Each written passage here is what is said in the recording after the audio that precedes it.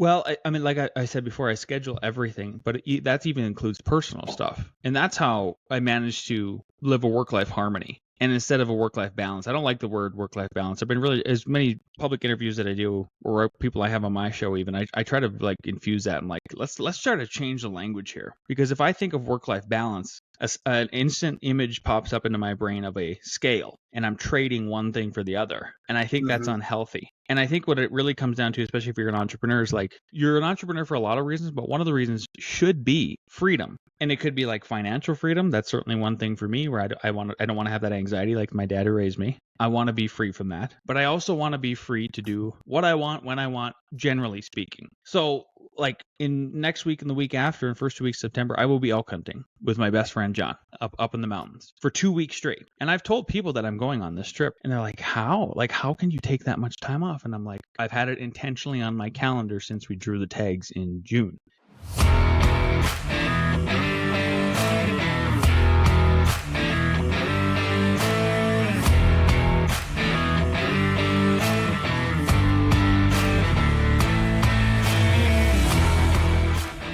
All right, welcome back, everybody, to another episode of the Builder's Bible. I'm joined by Lance Cayko, who has got his hands in a few different areas that are pertaining to construction. He's a developer, architect, construction company. He loves fly fishing. But he's kind of a serial guy, and in fact, he's actually here in Colorado too, which is great. I always like talking to people who are local. Lance, my first question is always the same. Tell us a bit about who you are and how we got to where we are today. Yeah, well, I consider myself what's a lot of people are like, "What is that?" I'm like a serial entrepreneur. And I go, "Oh, like a killer?" I'm like, "Yeah, except I'm addicted to starting businesses and helping making them thrive." And so, like you said, Andrew, we wear a lot of hats: architect, builder, professional fisherman. I actually don't like fly fishing. And what I do is we've created a vertically integrated firm. F9 Productions is our architecture firm. F14 is our construction firm. F12 Productions is our real estate development firm. And we're born out of the Great Recession. So Alex and I, my business partner, we got jobs at very prestigious architecture firms. Mine was in Boulder. His was in New York City. And we got laid off because of the Great Recession. And we tried to be the opposite of those guys who laid us off, because it was one of the worst feelings I think we've ever experienced in our lives. We worked really hard to graduate at the top of our classes, get those first internships with very prestigious architects, and then just get completely let down by them and the whole industry. And so the reason that they ended up laying us off is because they had all their eggs in one basket. And while there's been the popular thing about niching down in any business, at the end of the day, there's also something about building a stool with 4 legs instead of 1 to stand on. And so that's what we've tried to do since day one, is make it so I can hopefully fulfill one of my life goals professionally, and that is to not lay anybody off. So my journey is I'm 42. My journey starts when I was 13. Grew up between a cattle ranch and a sugar beet farm, northwest North Dakota. Tried farming for one summer with my dad. Hated it. Called his best friend up. Jumped on a roof. Did 80 roofs. Got addicted to the whole experience. Asked at the end of the summer. Hold on. What was addictive about doing 80 roofs? Tell me, was it just being up high or what? Yeah, I like the heights. Believe it or not, I mean, because I climb mountains, right? Like, heights don't freak me out. I like being on the edge like that. But the hard work, like as a 13-year-old, scrawny 13-year-old dude, I also wanted muscles because I wanted girls. And so I really liked that whole operation. And it was really fulfilling to see, like, oh, we tear the roof off in the morning, we put the roof back on in the afternoon. As a completionist, I really enjoyed that. And then at the same time, I got to experience working with my first entrepreneur, who was Bruce, the general contractor who hired me. And he didn't have any anxiety about money. My dad had all kinds of anxiety about money. And I just gravitated towards the industry at that point because I was like, wow, I've gained a skill. At the end of the summer, I asked Bruce, like, how do I become you? And he told me, you don't work for me next year. You work for another general contractor. Learn that skill. Another one. And that's what I did. I mean, I wanted to be a builder before I wanted to be an architect, believe it or not. That's fascinating. And honestly, it's a great message for coming generations. It's funny, before I got into what I do now, I did college financial planning. And I think it's really fascinating that there's kind of this resurgence where it's like, hey, go back to trade school. Like, yes, college is important if you want to become a doctor, lawyer, surgeon. But by the way, one of the biggest like kind of gaps in our economy is no one wants to swing a hammer, right? And so I love your story. So what takes up most of your brain space on a day? Like, so developing, building, architecture, like what is your like what's your primary business activity, or is it really all of it? It's all of them. It's all of them. And so what does take up the most space in my brain is just keeping all of the parts moving.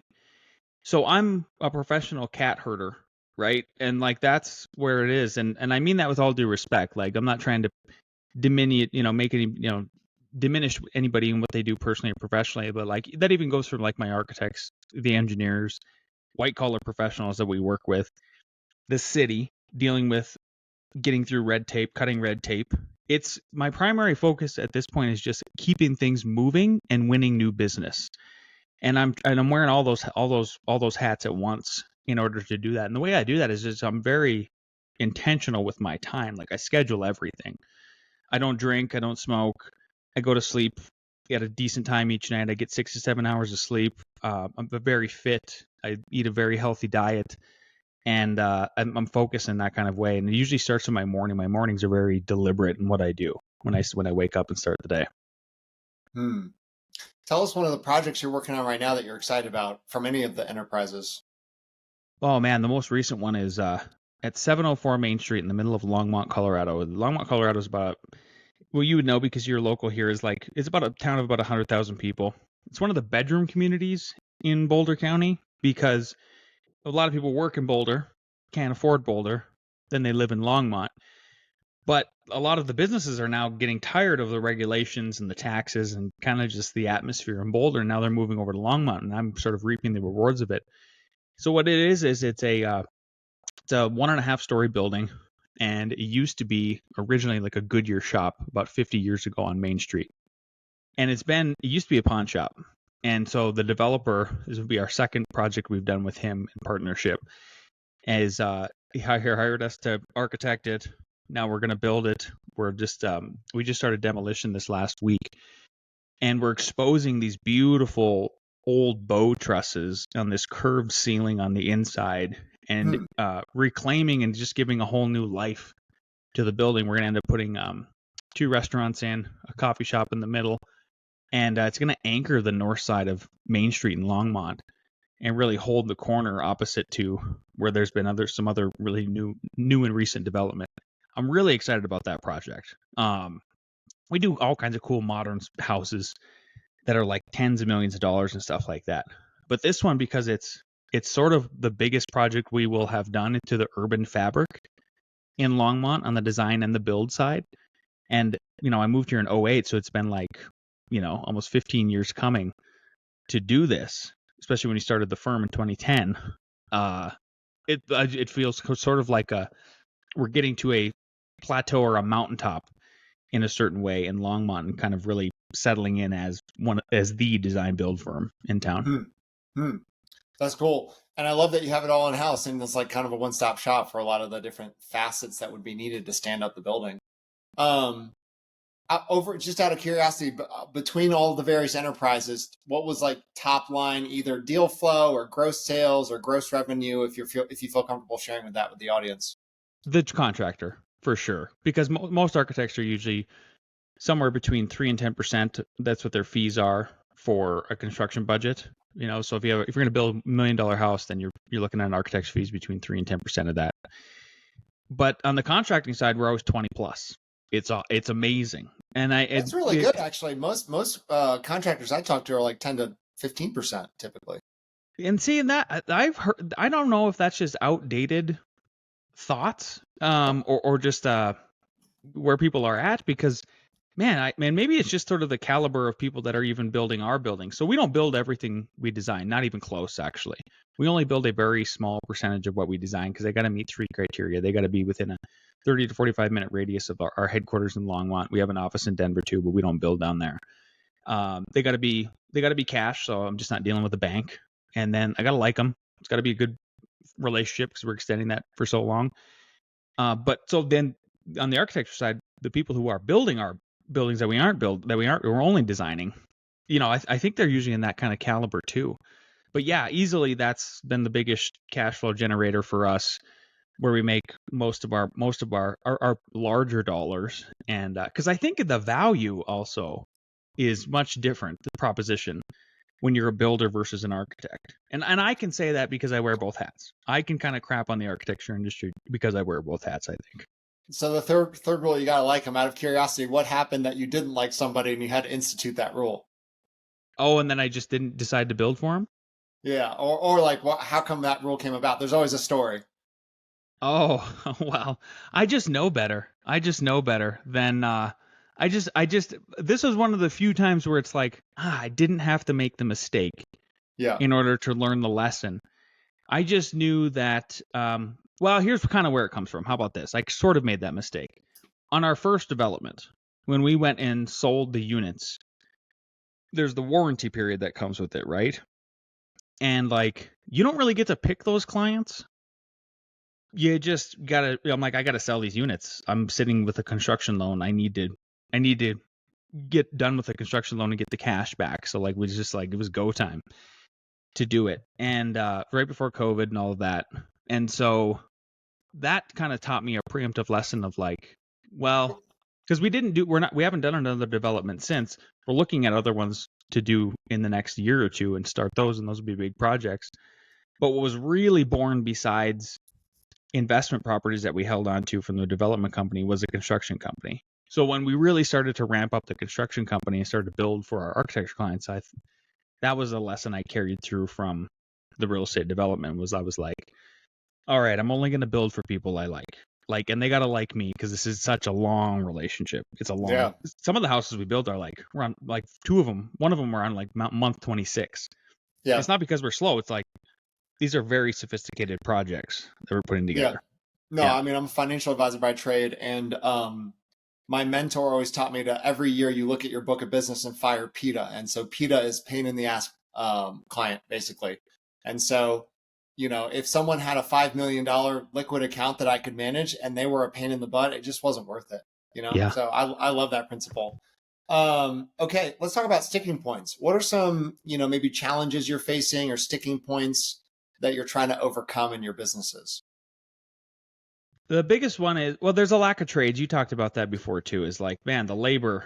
You're trying to find quality tradesmen, and it is just difficult. So once you find people that you work with well, and you've sifted through enough subs, keeping that relationship going and people happy is super important. And so it's figuring out where the fine line is of like saying, look, for example, like you screwed up this, that's on you, versus, well, I'm not gonna. At some point, it's on me too, and it can't just be 100% one-sided. So I think it's figuring out that fine line in that goopy middle. Then there's always the government. That's a sticky one every single time, no matter what jurisdiction we're in now. There used to be, when we first started working in Colorado, maybe in their first 5 years of business from 2010 to 2015, there were some jurisdictions where it was just a breath of fresh air to put together a set of drawings, submit them, you get a permit in 2 weeks. But that's nowhere to be found anymore. And I mean Mm, anywhere. It doesn't matter how far you get outside of the metro. It's a red tape mess pretty much everywhere. So the challenge that comes with that is setting the proper expectations with anybody who's hired us to do their project design wise, of like the timeline that it really takes to do it. And then also finding that line again with the plans reviewers of like, we can't be too pushy. We have to push and like enough. We have to put our pedal our foot on the gas pedal just enough to where we're not going over the speed limit with them. I like that. Let's talk about AI for a second. Excuse me, how are you using AI? And where do you feel like you could be using it that you're not? It's it's in two different ways is how we're finding it. People are coming to us with AI generated images now as clients, and it's pretty helpful actually. Like, it's giving them a leg up, and we're not offended by it either. I think a lot of other architects I've talked to are like, I get offended by it because they're like, well, are you trying to play architect? And it's like, no, they're just trying to make sure that you're understanding where they're coming from and what they're trying to do, Hmm. and they understand still that you still need to architect it, you still need to design it, you still need to do all that kind of good stuff, and that it's just a concept. And so that's been really empowering for a lot of people before. I'd rather see those images come into our firm than what we used to get prior to this, which was like really crude sketches that were difficult to understand, and like then every once in a while they'd put like a smiling sun in the corner, and silly stuff. I was like, this is kind of silly. Now they can be pretty sophisticated. They'll even take just like a photograph of like something and then tell it to generate other things on top of the photograph. That's been super helpful. And then for our writing, actually, a lot of the writing that we end up doing, and there is a lot, where there's proposals or web copy stuff, social media posts that we're doing, polishing up emails, has been super helpful just to help us write better and sound more clearer. But at the same time, like, I think the really weird thing that we've seen so far is like, we'll send an email let's say we write an email that's 100% human, us. We haven't used ChatGPT or Gemini or anything to polish up the email and send out a proposal or something. We're getting emails now from potential clients where it's like, oh man, the whole thing was written by, you can tell they just hit send, they just hit reply, that you're instantly talking to a robot, and I'm like, come on, this Yeah. isn't even a real dialogue, and they've even Yeah. come back of like fed it into like Grok or something, a proposal of that we've given them, and the questions that silly ChatGPT or whatever will send back to us were like, it's so obvious you didn't even read the proposal that we spent time on to do that, and it's kind of insulting. Hmm. That's good. Where do you feel like you could be using AI that you're not? Any other areas of your business that you feel like are really repeatable, that are Oh yeah. tedious and monotonous? Oh yeah, like 4 or 5 years ago when ChatGPT first came out, ChatGPT 1, and we were just playing with it right away. It was within the first couple months that it came out. It was for use. It was for public use, and you could try it, the beta versions or whatever. We were all excited about it because we are like, well, we asked ourselves exactly that question that you just asked me. What are some repetitive tasks that we could take out of the process and make it so we then create more space so we can do the fun stuff, the design stuff. That's really what we want to do, is like, the fun, cool, creative space where we have more time for it now to let things incubate and mature. So it's like the repetitive drafting would be really nice to take out, where it's just repeatable drawings. That would be super helpful. So we actually got in touch with a couple developers, software developers out in like Croatia and stuff like that. Uh, they spoke good English and everything, and we paid them a fair amount of cash to try to come up with some scripts and things that they could do for us with the software that we use. And it was less than successful. We haven't tried that for 4 or 5 years. I know there's people working on it, and I hope that eventually we'll be able to do something like that, because it would be nice to create more space for the design. Because I'm not actually convinced that it's kind of like when you use ChatGPT and you're like, if you say like, write a book or do something, you're giving it like a really big creative task. I don't think it's a very creative thing. I think it's kind of dumb.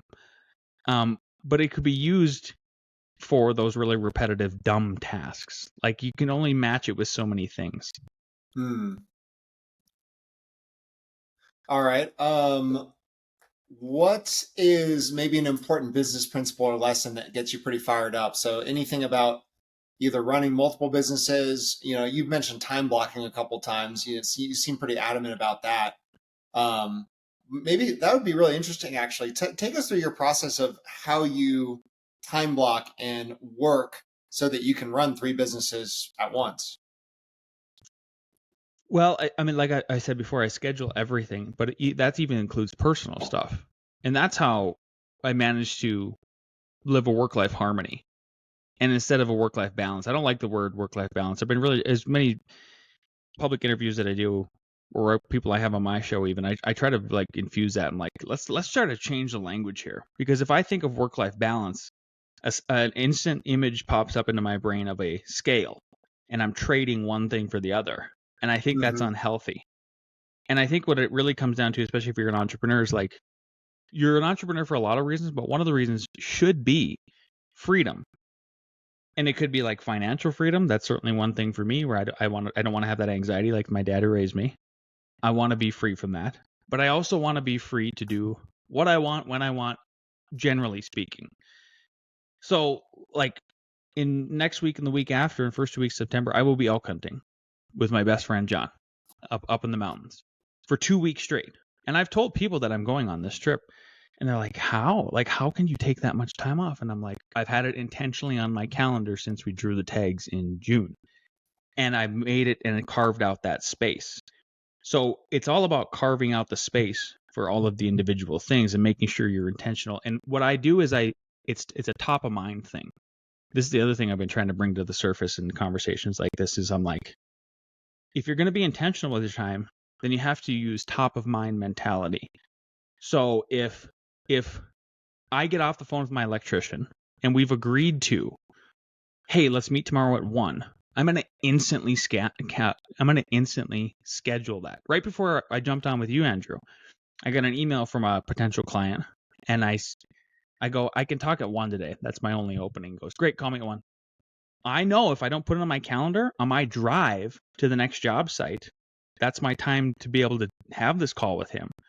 I'm going to forget it. Like I know it because I've done it a million times. So it's top of mind, I think, at the very top of intentionality when you're carving out and doing time setting. That is That's important. good. Are there any books that have really been helpful in maximizing being more efficient with your time? I mean, stuff like the 4 Hour Work Week, Buy Back Your Time. Has any of that been influential? Yeah, 4 Hour Work Week's a good one. We read that one way back in the day, but I think the one I really love is the 7 Habits of Highly Effective People. Yeah. Yeah, that's like a classic, right? You probably read it. Exactly. It's super important to do, right? And I think like there's some principles from it, like begin with the end goal in mind. Super important to do it. Seeking to understand is one that we use. Those two we probably use in the office more than any of them. Every year we read a book at F9. And that was one of the books we read at the beginning of each year. And then we sign like 20 to 40 pages. People read it over the course of the week. Then we meet the next week and talk about it. And it's really helped form and incubate our culture of being highly effective people that recognize we live in Colorado. Why do we live in Colorado? For the mountains and all the other good stuff. So like we're trying to limit people to working 40, 45 hours a week and that's it, which is not typical for architects. Architects usually just slave away and kill themselves. They're like 60, 70 hours a week and they wear it as like a badge of honor. It's not the way to live. Hmm. That's good. What's one thing we haven't talked about today that gets you fired up? Well, we mentioned it a little bit, I guess. And that's a morning routine. And I think it's really important if you're going to be a highly effective person, if you're going to wear the multiple hats, even if you're just trying to wear one hat really effectively. So there's something about the golden hours that I've really just been in love with for myself, and I'm really thankful that I've got to them and figured them out very early in my life. When I was 21, I had my first child, and I have 4. We're almost fully empty nesters now. The last one's 16. We're almost there. I'm 42, and I was scared. I was scared, like deathly scared, when I was like 21 because I was second year architecture school. It's like, oh my God, how am I going to do this? Like, I don't want to quit. It was very hard to get in architecture school. I don't want to, I can't let myself down and quit. And how do I figure this out? And I was like, well, I guess I got to become a morning person. That's number one, because this child is going to wake up very early, right? That's the stories I heard. And so that's one of the biggest things that I transformed in my life was early to bed, early to rise sort of thing. And there was something that I found that always occurred between like 5 a.m. and 7 a.m. And it's these beautiful golden hours, like metaphorically and literally, right? Of like you wake up, and for me, my morning routine is wake up usually 5:30, go pour myself a big glass of water full of electrolytes, rehydrate, grind a coffee, put the coffee pot on. I used to meditate. Now I've changed it back to I pray the rosary every day, stretch. By the time I'm done with that, coffee's ready to brew. Then I get to work, and I get to work before the rest of the world does. And because I'm then leading in my own way in my own life, and then everybody else, by the time 7 or 8 a.m. comes around, I've already pulled the world in the directions I want it to go behind me. I'm the leader. And all of a sudden, I'm not caught up in everybody else's chaos. And then my day can be fully intentional. That doesn't mean like some things aren't going to go wrong during the day. Like there's been definitely days where it's like, oh man, it's a great morning so far, 5 to 8. Then 8:15 rolls around, and I get a call from somebody I'm building for, and this happened recently. It was like, there's a flood. Well, I guess I'm canceling the morning and running down to the job site and saying, why is there a flood? And then it just kind of screws up the day. So, but for the most part, doing that consistently with discipline has been one of the biggest game changers in my life. That's so good, man. Well, thank you so much for spending some time with us today. Don't go anywhere because I want to keep talking. But if people want to learn more about who you are and what you do, where can they go? They should go to f9productions.com. They should sign up for our newsletter. We send out a newsletter every week, keeps everybody abreast of everything we're doing with all three companies. LinkedIn is a good place to follow me professionally and personally. I will link it with anybody. First name Lance, Lance, last name Cayko, Cayko. And they should go to Fishing with Lance on YouTube. They should subscribe. We are the #1 YouTube fishing channel for Colorado. We've got about 55,000 followers and growing. So Wait, so you don't like fly fishing? So what kind of fishing are we talking about? spin fishing. Gotcha. Yeah. Grew up a fly fisherman. Reverted after I had children, and then realized like I would rather spend the rest of my life trying to catch as many fish as possible. And more often than not with spin fishing, you're usually out fishing the fly fishers. Yeah, that's great. Well, Lance, thank you so much for joining us on the show, guys. Go check out Lance and his not only his YouTube channel, but also his site and sign up for their newsletter. Lance, thanks again. Yeah, thanks for having me.